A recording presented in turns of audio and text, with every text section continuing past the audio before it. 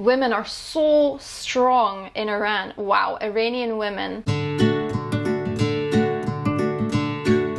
Hey everyone, welcome back. It's been a while. Now, as you know, Iran has been in the media recently quite a lot for all the wrong reasons, and there's so much tension. So I wanted to kind of humanize the country a little bit and the people. So I thought, let's tell you 12 not just strange things, but surprising and amazing things about Iran. Number 1, Iran is the rhinoplasty capital of the world. 150,000 nose jobs are carried out annually. Foreigners come from over 30 different countries to Iran to get this procedure. Now, I've actually found agencies, I didn't realize this, but there are agencies that provide medical tourism services. They can have this whole procedure all done within 7 days. And it's 60% cheaper than if you were to have it done, say, in America. And many people have told me that as an Iranian, having a nose job is just like going for a dental cleaning in Iran. It's so normal. I remember when I was there, women were just walking around with the bandages on their noses. Nobody was embarrassed. They were actually proud of it.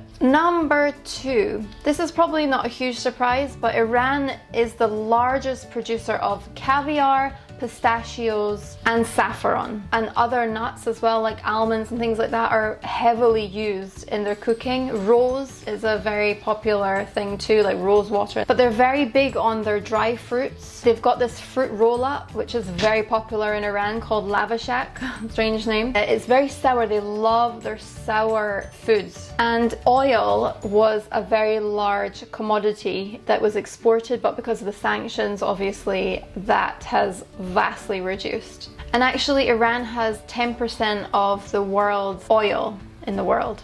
Number 3, eyebrow plucking is actually banned for men, along with ponytails, mullets, long gelled hair, tattoos and sunbed treatments. I spoke to a few people about this and they said that men do these things. So I don't know if it's because now things are more relaxed, but yeah, that was interesting to find out. Number 4, Iran has morality police, otherwise known as the Islamic religious police. So they are there to enforce, okay, this is what it says, religious observance and public morality on behalf of national or religious authorities based on its interpretation of Sharia law. Basically, what they believe is that Muslims should police other Muslims in abiding by the laws or the rules of the religion. They enforce things like the Islamic dress code, and they actually monitor men and women. So men can wear t-shirts, but they have to wear shorts that are below their knees. Women, they have to wear the hijab or scarves, anything that covers your hair, your bum and top of your legs as well. Something that's loose and doesn't show your figure or anything like that. To be modestly dressed, basically. You do not have to cover your face. That is not compulsory. They are also there to prevent consumption of alcohol and drugs and any kind of, I think, inappropriate behavior, like if anything happens to a woman or anything like that. Not that it does. People are very, very respectful there. It's a very safe country as well. There is a large military presence. It's not so much intimidating, it actually makes you feel safer because they just get on with their own thing. Number 5, this was a big one for me because I didn't know this. The Iranian government subsidizes gender reassignment surgery, and in some cases it pays for the whole procedure because there's many parts to changing genders. Iran is the second most popular place to have this operation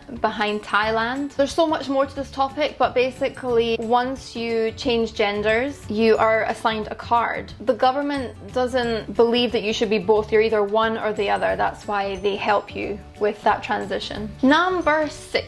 As you probably know, Iran is very famous for its Persian rugs. They are beautiful and they've been producing them for over 2,500 years. But what you probably don't know is that they are deliberately made imperfect. There's always some imperfection in there because they believe that only God is perfect, so they have to make some kind of mistake in there. Number 7. Now I think anybody I've ever met who have traveled to Iran, including the people that have been all over the world, like to every single country literally, have always said that Iran is their top country because the people are so friendly, the culture, so many things, the food. The Iranians are like the Greeks, very big personalities, very expressive, but also very, very complex, and it almost takes a lifetime to understand it.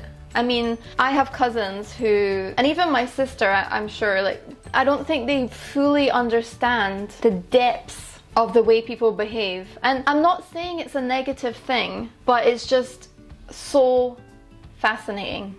Oh yeah, and they have many sounds that they make. They are very melodramatic. Say for instance, my grandmother buys something and she brings it to my auntie and says, oh look, I bought this today. My auntie will be like, oh my god! Oh my god, that's beautiful! If you didn't know Farsi, you would think that my grandmother just told my auntie that somebody got married or something. You know, they're just so over the top at times. And I'm not just saying my auntie's like that, I'm saying everybody's like that, like majority of people. It's just overreactions with simple things. Okay, and then there's this thing called Tariff that they do. And it's basically based on respect. So say you're at somebody's house and they say, oh, would you like some tea? You're not supposed to say yes straight away. You have to wait at least 3 times before you can accept. This is what I'm saying, it's very confusing, because if, for instance, an Iranian went to a British person's house and then the British person said to the Iranian, oh, would you like some tea? And the Iranian person would say, oh, no, don't worry about that. So the British person would say, oh, okay, you don't want tea? Fair enough. You know, because in the UK and in the majority of the world, well, the Western world, we just take whatever you say on face value, but it's not like that in Iran. They just take it to the next level. And the basis of it is so sweet. I mean, it's so lovely. It's putting others before yourself, taking care of your community, your family, your friends. I really love that, but it can just go too far. Every day, it just gets tiring. I mean, when I was there for a long time, a couple of months, and even though I was really hungry and I couldn't say, yeah, I wanted food, I was like, no, don't want anything. You know, it just got so tiring when I'm used to living and being in the UK and everything is just like, you want that? Yes. Okay. You don't want that? No. Okay. Oh yeah, and that was one of the biggest headaches for me. It's actually when I genuinely didn't want something, it would still be pushed upon me. You know, somebody would say to me, just take it, even if you don't want it. Because I'd say no for like 5 times and I really didn't want it. And they're like, just take it. I'm like, oh, okay. It's just part of the culture, and it's very sweet, but it takes a lot of getting used to. And there's so many things I could go into, so many things. So yes. Number 8. So as you can tell, Iranians love their surgical procedures and medical intervention. They eat medications like it's candy. I was shocked when I was there. For every little thing, they're like popping pills, like pills to sleep, pills for everything. It's again that type of culture. I don't know why, particularly there, out of every country I visited, I've never seen it quite like that. I mean, America probably comes second. But besides that, the trendiest thing to have done is to have an elective C-section. This became so popular after the revolution in '79. I don't really know why that was the case. In fact, they have one of the highest rates of cesareans in the world, and it's actually difficult to find a doctor who will deliver naturally. This is a worrying thing that's happening there, because they're realizing that it is such an issue and they're trying to re-educate people on how important it is for the child to come through the birth canal, not just for the brain but for the immune system. It is vital. They're trying to change that, but it's so embedded that I don't see that happening, to be honest. Number 9. Iran contains one of the youngest populations on Earth. 70% of their population is under 30. I read a little bit about it, and after the revolution, they encouraged people to have bigger families. They would do that by incentivizing them with gifts or money or things like that. But recently, the numbers have drastically reduced because it is much more expensive to have children nowadays. When I was there, I met a lot of families that just had one child, and some didn't really have any. They were leaving it much much later, and I was asking them why. They just said, yeah, because of the expense, and now women are more career orientated. Number 10, Iran's literacy rate is around 95%.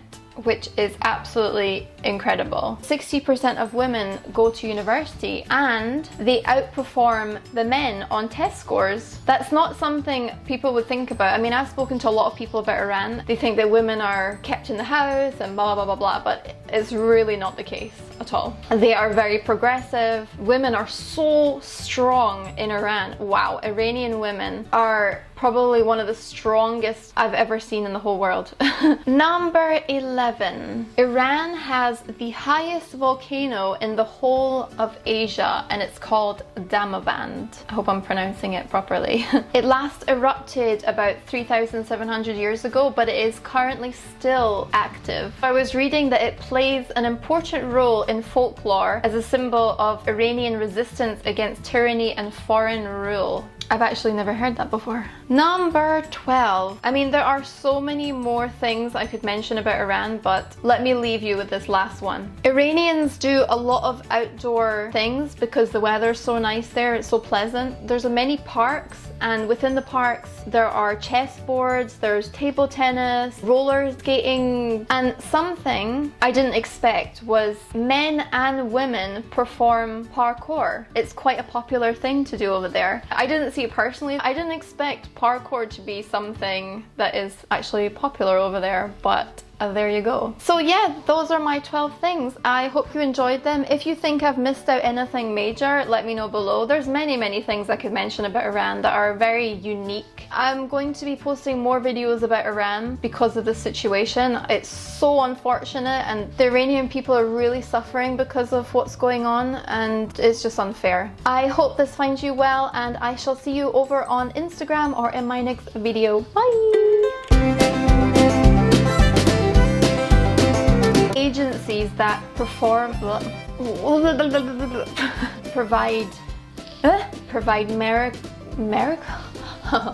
Iran has mortality police. No, they don't. No, they don't. What's the word I'm looking for? Prayer attendants. If you don't know what that is, it's when you jump. I don't even know. And there's actually